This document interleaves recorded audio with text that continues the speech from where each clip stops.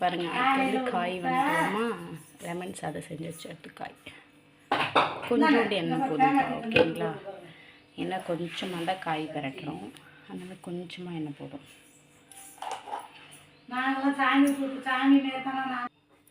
பாருங்கள் வந்து எண்ணெய் நல்லா காஞ்சிருக்கும் ஓகேவா.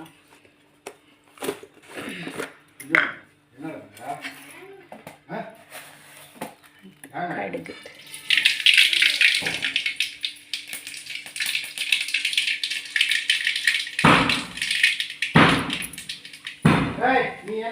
பாருங்க.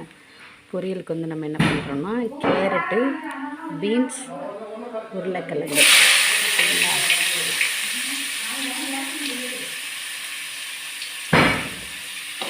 அதுலேயே வந்துட்டு பாருங்கள் கருவேப்பிலை போடணும்.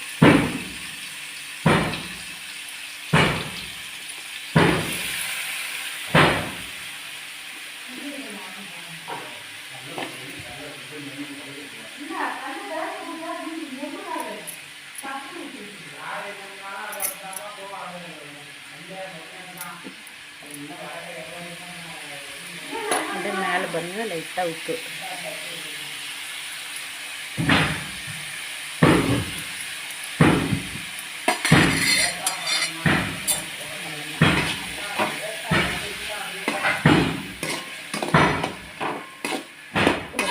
பரட்டு விட்டுருந்தேன்.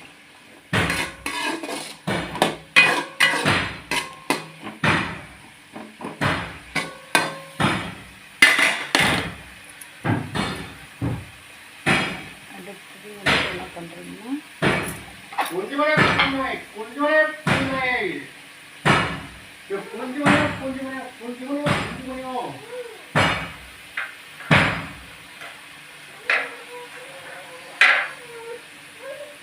நல்லா ஒரு மூடியை போட்டுருங்க வேகும்.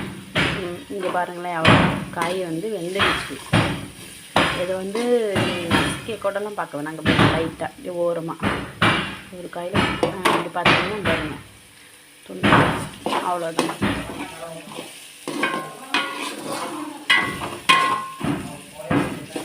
அதுக்கு பாருங்க எவ்வளோ இதாக இருக்குது பாருங்களேன்.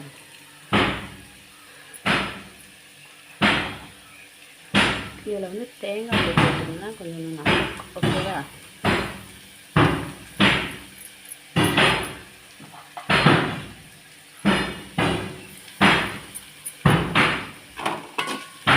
நல்லா தேங்காய் போட்டு அவ்வளோதான். இங்கே பாருங்கள் காய் ரெடி ஆச்சு.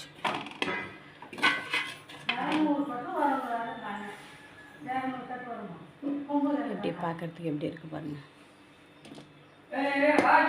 அவ்வளோதான் முடிஞ்சிச்சு. இதை அடுத்த பாத்திரத்துக்கு மாற்றி வச்சிடலாம்.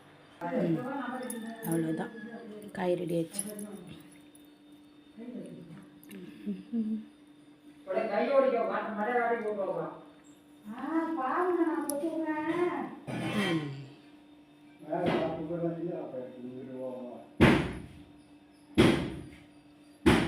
அவ்வளோதான்.